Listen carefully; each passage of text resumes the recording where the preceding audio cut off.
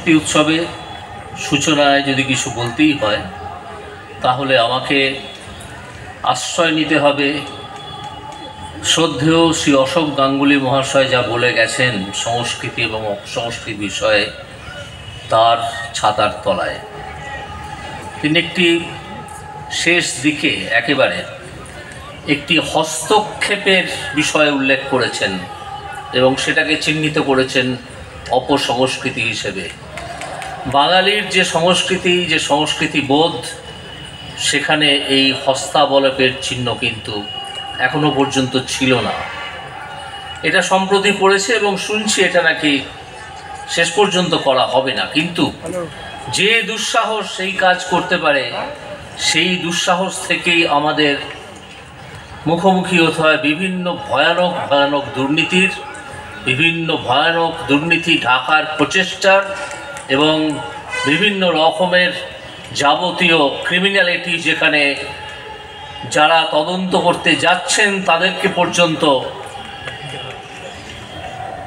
প্রহার করা হয় এবং তাদেরকে হসপিটালাইজ হতে হয়। আজ সকালেই সেটা হয়েছে, আমি জানতাম না। যাই হোক, এটা পশ্চিমবঙ্গের সংস্কৃতির মধ্যে পড়ে না। আমরা তো বেশ কিছুদিন হলো পশ্চিমবঙ্গে বসবাস করছি। একটা 34 বছর কাটিয়েছি, একটা 12 বছর কাটাচ্ছি, তার আগেও আরও কিছুটা সময় কাটিয়েছি।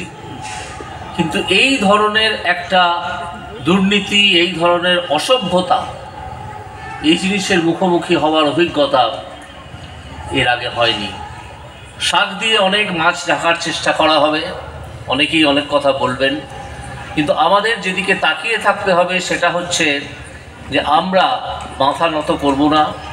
প্রত্যেকটা মানুষ যে কোনো পরিবেশে, যে কোনো পর্যায়ে দুর্নীতির আর যদি কিছু না পারি, বলবো যে আমি এটা মানছি না, এইটুকু অন্তত স্বাক্ষর আমরা যদি রেখে যেতে পারি, তাহলে আমরা আবার আজকে আমাদের সংস্কৃতি যে জায়গায় পৌঁছেছে, একটা অপসংস্কৃতির যে বিরাট সুর ধ্বনিত হচ্ছে, তাকে আমরা পরাজিত করে আবার একটা সুস্থ এবং স্বাভাবিক জীবনে ফিরে আসতে পারবো। এবং আমি বিশ্বাস করি, এটা আমার আশা নয়, এটা আমার বিশ্বাস, যে বাঙালি আবার সেই জায়গায় ফিরে যাবে।